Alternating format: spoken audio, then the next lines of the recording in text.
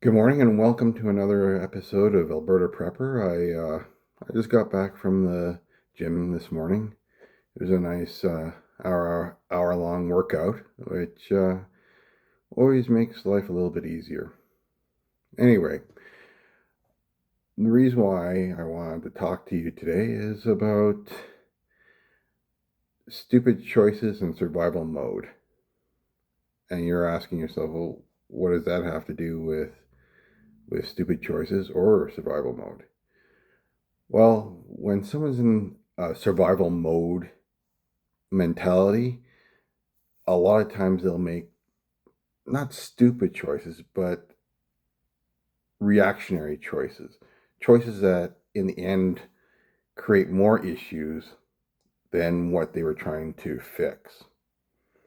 And when you have that kind of situation going on, it's what you need is the ability to step back and understand that's what you're in. Now, a lot of people don't know how to, or even if they are in a survival mode situation. Now, what is a survival mode and why do we need to get out of it? Survival mode is the overwhelming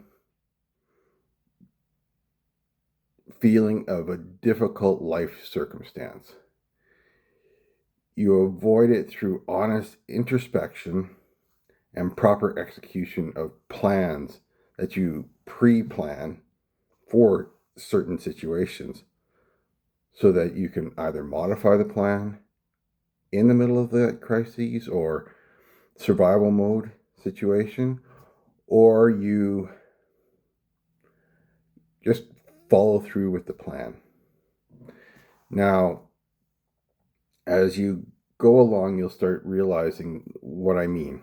Like, when you're in a survival mode, the only thing is that you're thinking of is, how do I get out of this situation right now? How do I fix it? What do I do? What do I do? What do I do?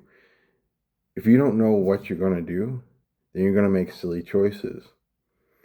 Now, I named this video, "It's the end. We're all going to die." Well, yeah, of course we're all going to die. We are human. We're a life form, and we only have a finite amount of time. What it is getting out of that mindset of we're all going to die. It's the end. It's getting into the mindset of right now we have a bad situation. What is the situation that is actually happening? Being able to step back and say to yourself, is there an issue here? When I went through rough times, I spent so much of my time running around trying to fix things, trying to get myself into a better situation, trying to do this, trying to do that, instead of sitting back and having an introspective look at who I am and what I was actually doing. When I'd lose a job, I'd panic and just start rushing around trying to find another job in that field and getting worse jobs and worse jobs and worse jobs. As I had said in my introductory video, the fact is that when I sat back and took the time to really look at what my life was and where I wanted it to go, all of a sudden survival mode started leaving me. I wasn't trying to survive. I was just trying. I was just doing what I was supposed to do. You get work, you start up businesses, you do this, you do that. Eventually, you get out of that survival mode. But what happens is, while you're in that survival mode, it's hard to get out because everything around you is going so quickly that you can't get a hold of it. You can't sit back and have an introspective look at what's happening because you're in the middle of it. We just had an election. Well, the Americans just had an election. And one side's crying and freaking out, and the other side's celebrating. And as I said before, all you did was vote for the stick that's going to beat you. The question is are you going to do things that are going to mitigate that beating? My feeling is I'd rather mitigate those beatings than try and find someone who's going to save us from those beatings. The only person who's going to save you from the beating is yourself and how you react to things. When you look at yourself and you say, hey, I'm in a bad spot right now. What am I going to do? And you sit back and you look at it and you look back at what you've done before, what worked, what didn't actually work. Well, what's the situation now? What are the issues that are ahead of you? Are there lots of issues or are there only a few issues? Are they big issues or small issues?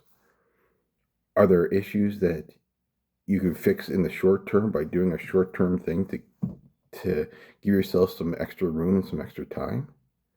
Or is it so big that you need to have help? Without introspection, you'll never be able to figure that out. I've watched many survival videos and prepper videos and economic videos, and they all act like they have it together and things are going well. And that doesn't help anyone, really. It does in one way. If you already have gone through the introspection and you know what you want to do or how you want to do it or what needs to be done, now you just need the little information of the little nuggets here and there of what to do to move forward with that plan of yours. That's great. But for the majority of the people who are in crisis mode, that's not going to help them because they're not focused on those kind of things. They're focused on trying to survive the next day. They're trying to focus on not hurting themselves, not moving into things that they shouldn't be. But a lot of times they do because they're reacting. And the point is to move out of the reaction. So that is what preparedness is about, is figuring out while things are good, what can happen when things go bad? What happens if the lights go out? Do you have candles? Do you have a flashlight? Do you have heating devices that don't need electricity, that are safe inside the home? Do you have a little extra cash just in case you lose your job? A lot of people go, well, you need to have at least 6 months of backup money. Well, as you can see in this economy, a lot of people don't even have $400 to be able to cover basic needs if things go sideways. So saying to someone who can't even get together $400, oh, just work harder, that's not helping. That's actually putting them into a mindset that, oh hell, nothing's going to work, so I might as well just give up and stick my head in the sand. And there's lots of, especially economic guys out there, who love to call people like that retarded, stupid, useless. I don't want to be around them. And I'm like, yeah, that's your choice. But the fact is those people are going to be the issue for you in the future. They're the ones who are going to be breaking into your house. They're the ones who are going to be trying to rob your ass because they have nothing else and they're desperate.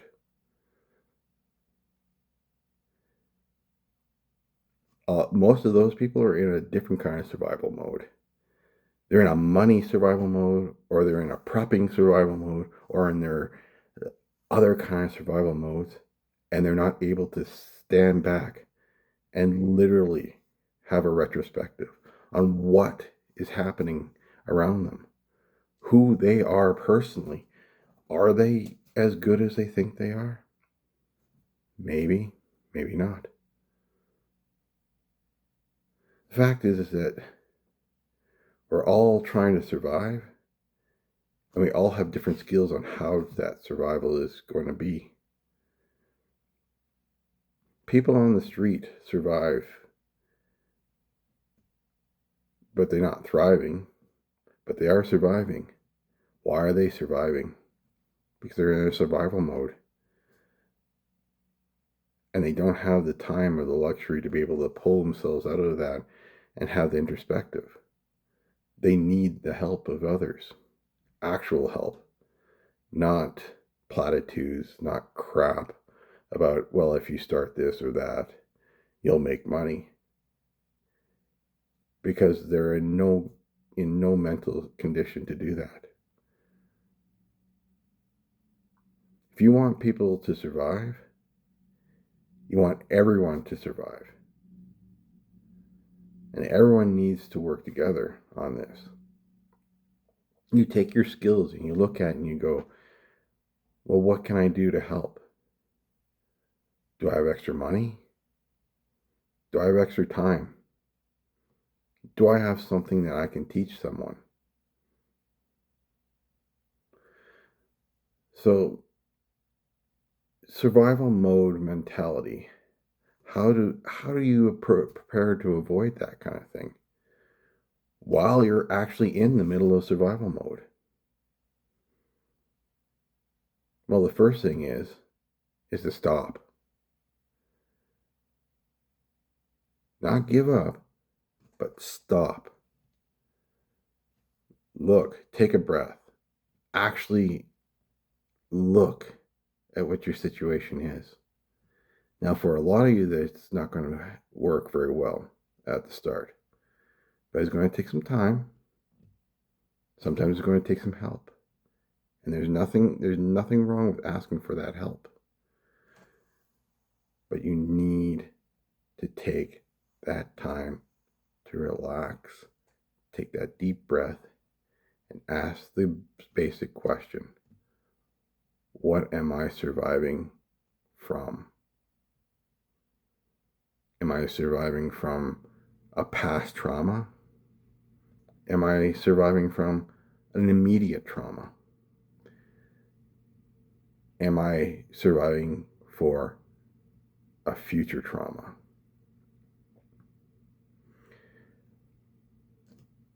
After my mom passed away, I was in complete and utter despair.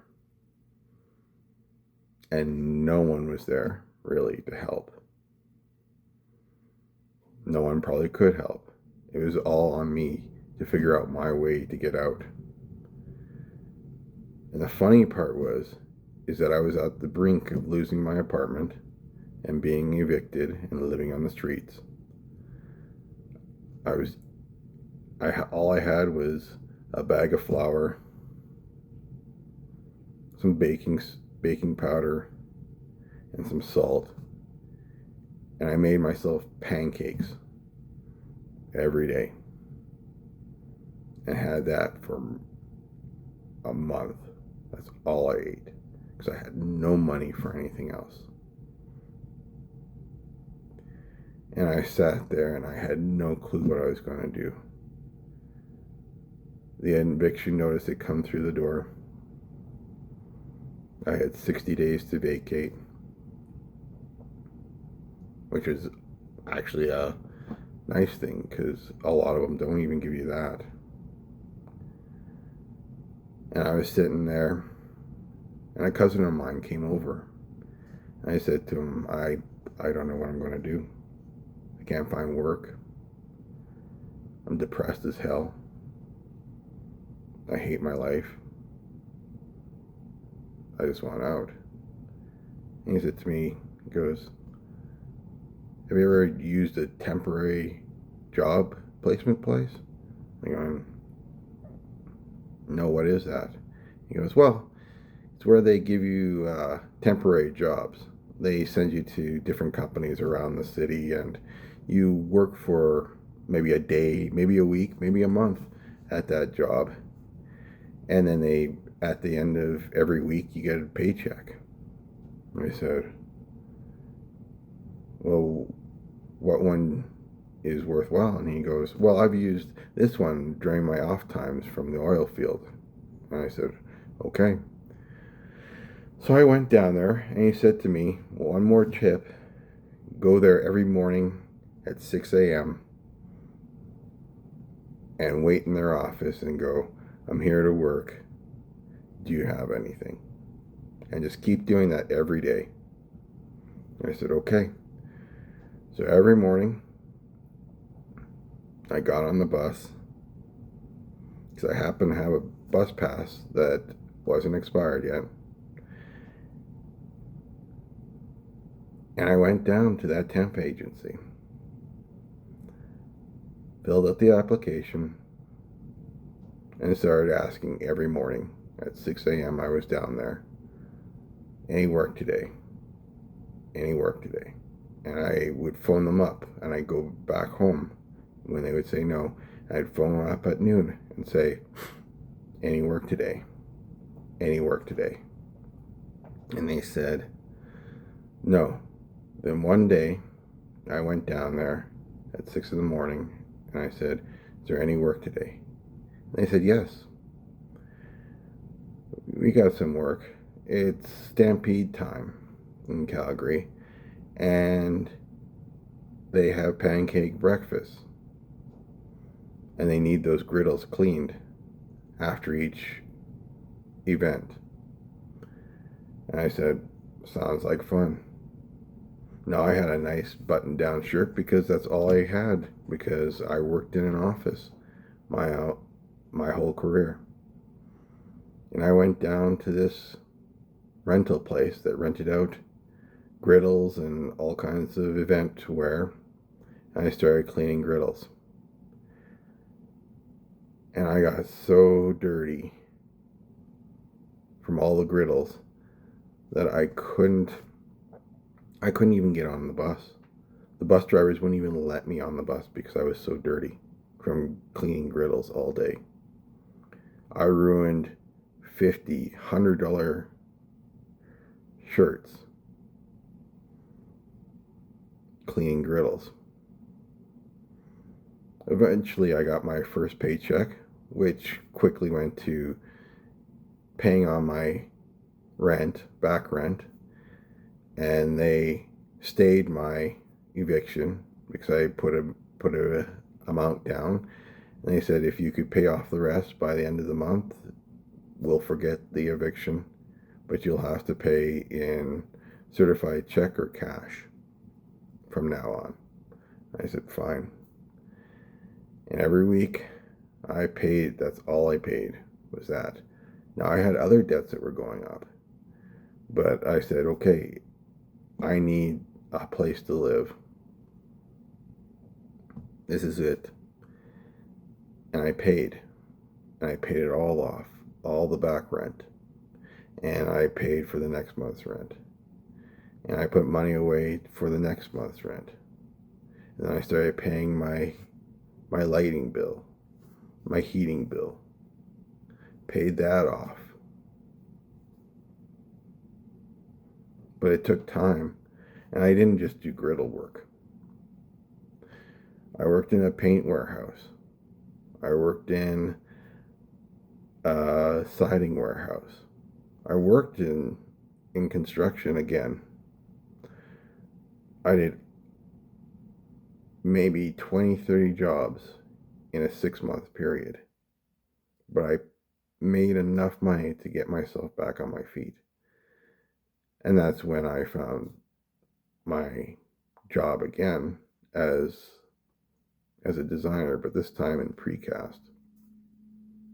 I worked that and went up the hill and started making real money, paying off debts as much as I could. trying to keep ahead.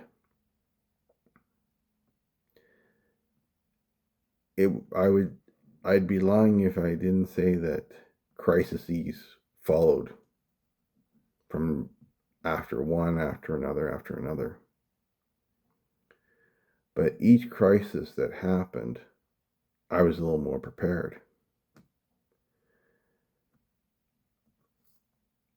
I started to thrive through the chaos. I started to not enjoy turmoil, but I started to realize that turmoil wasn't the end. It was just a new beginning. The fact is that the only way to prepare for things is to step back and look at things and figure out what it is that you need, what your partner, if you have one, needs, and what your kids, if you have those, need. And make sure that you prepare for things that they would need to have. Buy a little extra each time. I started following my aunt's advice.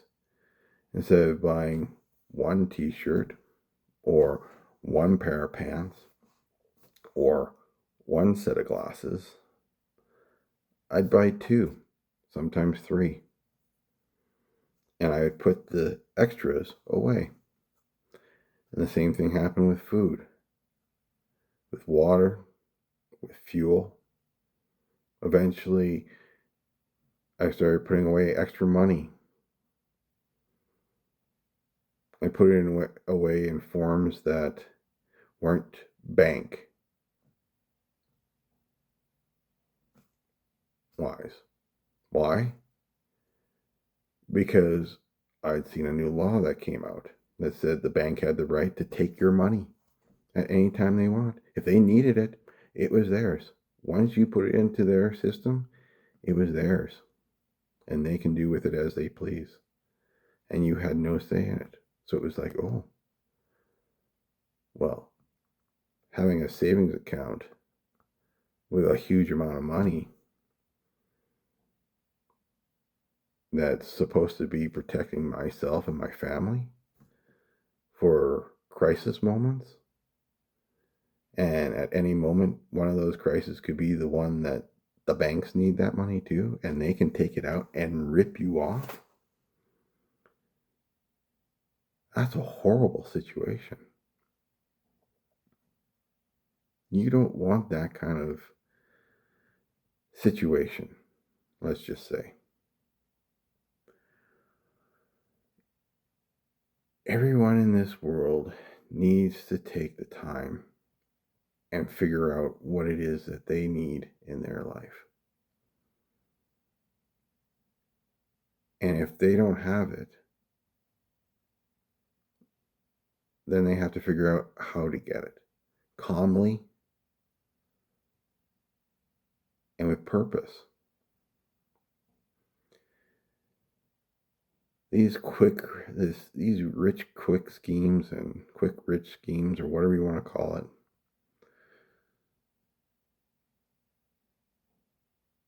they look good, they sound good, they feel good at the time. But the majority of the people who do those things don't get rich quick. A lot of them go down in flames, creating more survival mode, creating more desperation, creating more of a situation where they can be taken advantage of. Once I was able to get out of survival mode mentally, and I'm not talking survival mode that you weren't in the middle of a crisis, but mentally out of that crisis, and sit back and actually look at what that crisis was,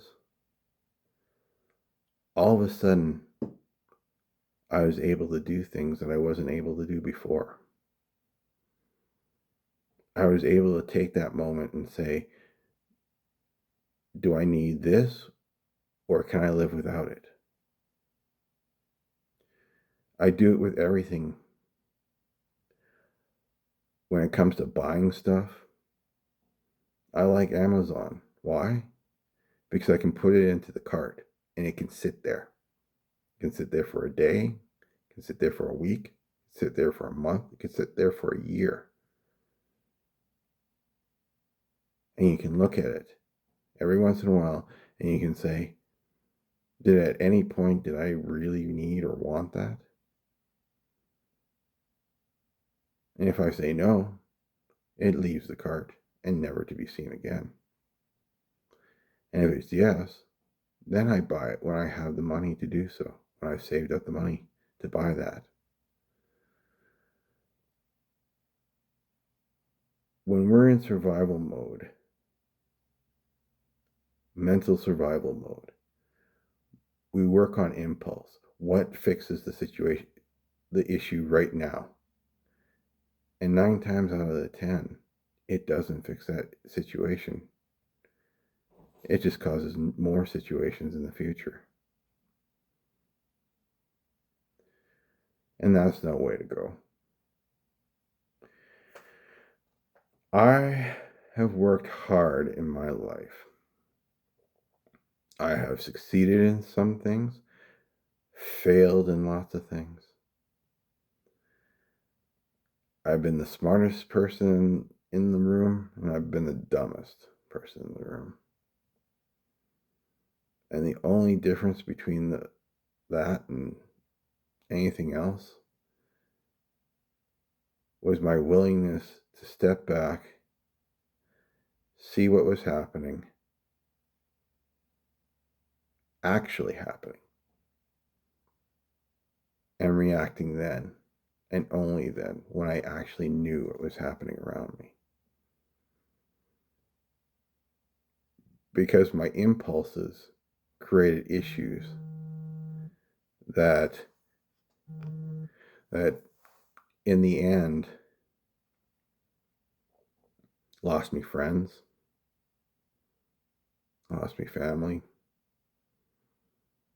lost me things that actually meant something to me.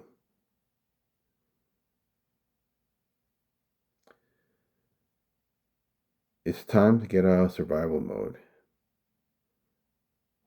You know that. And you know what it is that's going to take to do it. So take that deep breath, step back, and really, really look at what's happening. Because truthfully, it's not going to make a difference one day to the next, or 1 minute to the next, or 1 hour to the next, or 1 week to the next. While you're in that survival mode,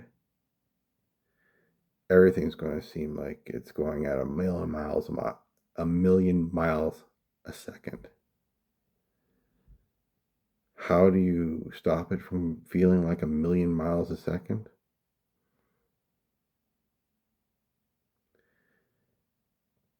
You take that deep breath and you look back and you say, where have I been? What have I done? What is the actual situation? Is it necessary to do it right now? Or can it wait for a day? Can it wait for a week? Can it wait for a month?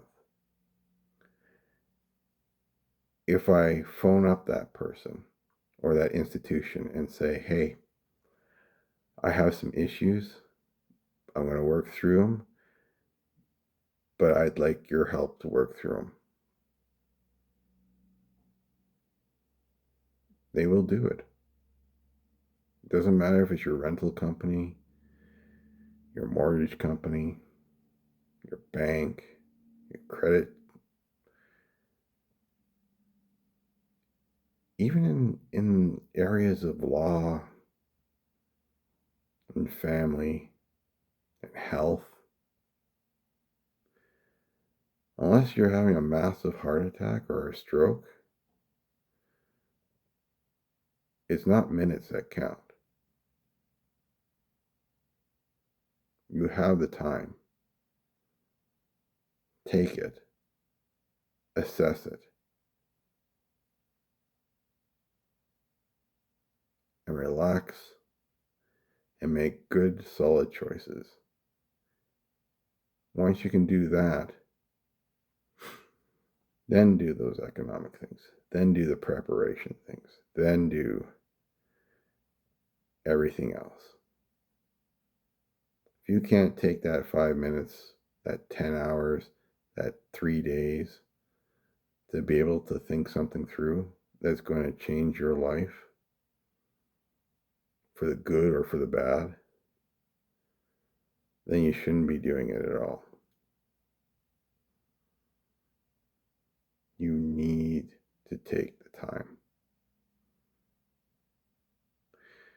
Now, like I said, I'll have more things, shorter essays and stuff like that to kind of help you through prepping, help you through survival, and becoming more than just a survivalist, more than just a prepper, more than just an economic juggernaut.